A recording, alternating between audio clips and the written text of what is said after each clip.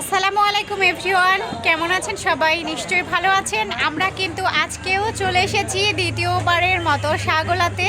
মালাই চা খেলাম আর কি, এসে খেলাম মানে এখনও খাইনি। এই যে আমার চাটা এখানে, আর এই তো আমার সাথে আছে সোহেল, আর এখানে আছে আমাদের প্রিয় রবিউল ভাইয়া। সবাই মিলে একসাথে বসে কিন্তু গেছি আর কি চা আড্ডায়। খুব সুন্দর লাগছে। আজকে চাটা কেমন লাগছে তোমার? আসলে বলার কিছু থাকে না, চাটা আসলে অনেক বেশি মজা।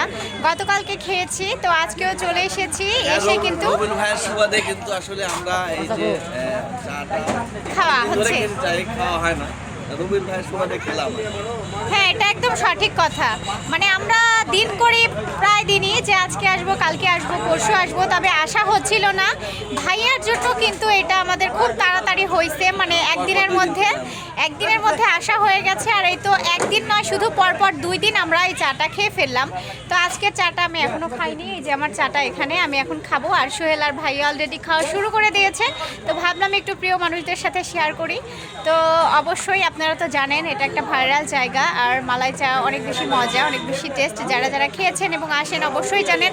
যাদের যাদের মালাই চা খেতে ইচ্ছে করবে অবশ্যই চলে আসবেন শাহগোলাতে। আর অবশ্যই কিন্তু আপনারা এখানে কিন্তু অনেক দোকান হয়েছে, আপনারা দেখি আপনাদের পছন্দ মতো দোকানে বসে যাবেন মালাই চা খাওয়ার জন্য।